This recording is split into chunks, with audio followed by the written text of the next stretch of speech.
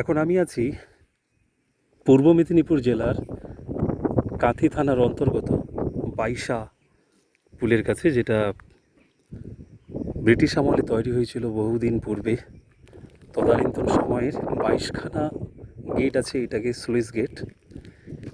এই বাইশা একটি ঐতিহাসিক স্থান, খুব বিখ্যাত জায়গা। বঙ্গোপসাগরের যে জল বেরিয়ে আসতো ক্যানেলের মাধ্যমে, সেই জলটি ছড়িয়ে বেরোত পুরো কন্টাই হয়ে। এটা 7 মাইল থেকে শুরু করে সোজা চলে গেছে একদম কালীনগর পর্যন্ত। সেই বাইশার পুলের লম্বা ইতিহাস আছে, বড় ইতিহাস আছে।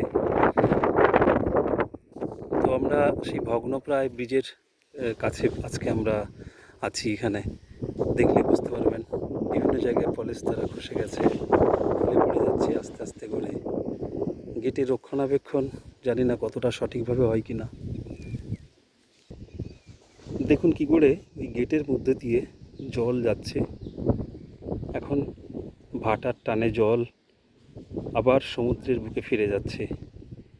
এই গেটগুলো একটা লোহার গেট, এই গেটগুলো বন্ধ করা আছে। যখন জলের চাপ খুব বেশি হয়ে যায় তখন খুলে দেওয়া হয় এবং জল বেরোনো বাইরে যাওয়া পুরোটা নির্ভর করে এই পুলের উপর দিয়ে।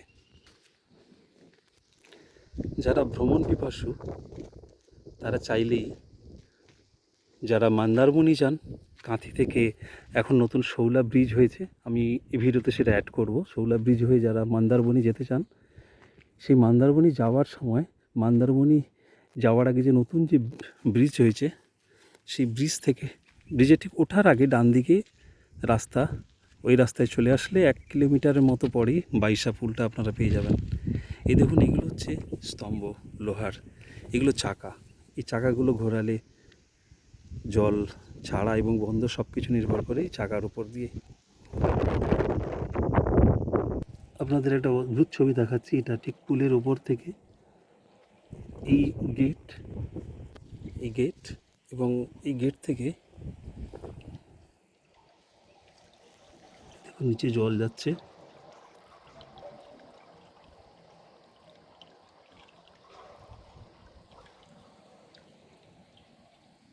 তো এরকম 9টি করে 22খানা গেট আছে এটা, তাই এর নাম বাইশা।